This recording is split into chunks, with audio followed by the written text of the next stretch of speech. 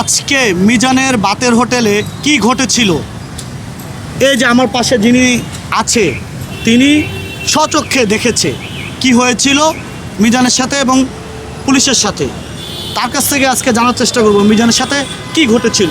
আচ্ছা, আজকে মিজানের সাথে কি হয়েছিল শুরু থেকে একটু যদি বলতেন। আমি মিজান ছিল চোলার পার থেকে পাবলিক চিৎকার দিছে যে মিজান ভাই আপনার ফ্যান নিয়ে যেতেছে।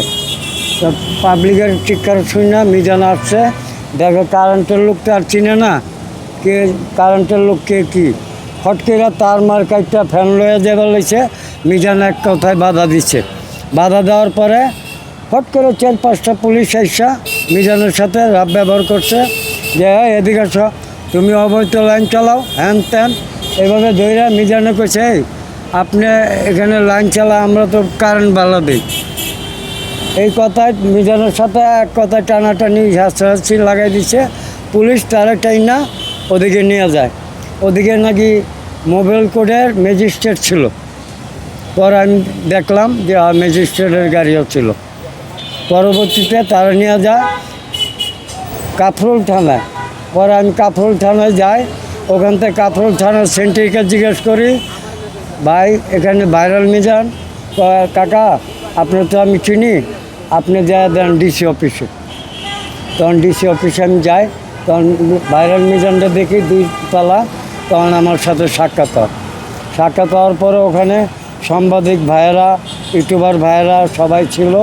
তারপরে আমার ইশারা দিচ্ছে আপনি যান দোকানের দিকে, এই ইশারায় আমি আসা পড়ি। আমরা একটি ভিডিও ফুটেজে দেখতে পেলাম মিজান পুলিশের গায়ে পানি ফেলেছে, যে একটি বোতলে করে মিজান পানি খাচ্ছিল সম্ভবত। সেই বোতলের পানিগুলো মনে হয় ওই খাওয়ার সময় মনে হয় ছিটা মিটা যাইতে পারে, ওইটাই পুলিশে উল্টা ওর উপরে দুধটা পায়ে দিচ্ছে, এইটাই আমার সন্দেহ। আমরা তো দেখলাম মানে সে খাওয়ার থেকেই মানে এমনি পাক্কা মারলো, ফুটেজটা তো এইভাবে আসলো।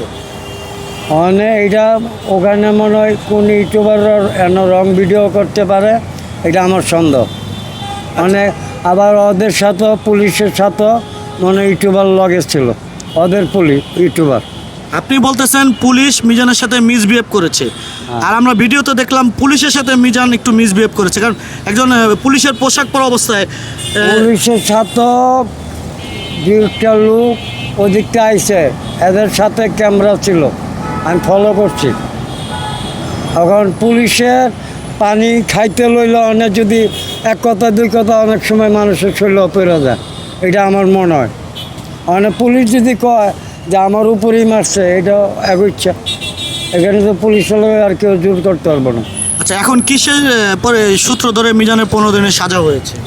এইটা পরে ডিসি অফিস, ওখানে মিরপুরের বিচার আচার এখন ডিসি অফিসে হয়, ওখানে আমি গেছি 2 নম্বর থানায়। ওখানে এই আগে থানা ছিল, ওখানে ডিসি অফিস বানাইছে, এখানে একটা কোর্টের মতন বিচার আচার, ওখানে ম্যাজিস্ট্রেট থাকে, ওরা বিচার করছে। ভাইরাল মিজানের 15 দিন সাজা হয়েছে। খালি 15 দিন সাজা হয়েছে? আমার মনে হয় এইসব মামলা থাকে না, কেন এটি হলো 54 মামলা এসআর ধারা, এটা আমি জানি। এইসব ধারা যখন সাজা শেষ তার খালাস শেষ। এই যে মিজান যে 15 দিন জেলখানায় থাকবে, মিজানের ভাতের হোটেলটা কে চালাবে বা পরিচালনা করবে কে? তার ওয়াইফ আছে, আবার আমরা আছি, আমাদের এখানে 4-5 জন কর্মচারী আছে, আমরা চালাই নিব ইনশাল্লাহ। আপনারা পারবেন? আমরা পারবো, এটা তো বিশাল একটা দায়িত্ব। এটা দায়িত্ব আমরা পালন করবো ইনশাল্লাহ। আর যখন না পারবো তখন তার ডিসিশন অবশ্যই তার আমরা নিয়ে আসবো। আচ্ছা, অনেকে বলছে যে মিজান ফুটপাত দখল করে বিশাল একটি জায়গা দখল করে নিয়েছে। এইটা আমার কথা শোনেন, এটা তো ফুটপাত সরকারি জায়গায়, পুরানো এয়ারপোর্ট, এটা আজকের নতুন কিছু না, এটা সবসময় ফুটপাত পাবলিক সবাই ব্যবহার করে। এটা আপনার পেটে খোরাক, এই ফুটপাত দিয়ে অনেকের খোরাক চলে। ভাইরাল মিজান 100 জন ফ্রি খাওয়ায় এই ফুটপাতে থাকেই। এটাও ভাইরাল মিজান একজন মানবিক ফেরিওয়ালা, এটা আইনের লোকে অনেকে বুঝে না, এই জন্যই তার লগে এই দুর্ব্যবহার করে তারা নিয়ে যায়, আমি মনে করি। আচ্ছা প্রিয় বন্ধুরা, এ ছিল আমার কাছে আজকের আপডেট। মিজানের সাথে কি ঘটেছিল পুরো ঘটনা আমরা জানার চেষ্টা করেছি।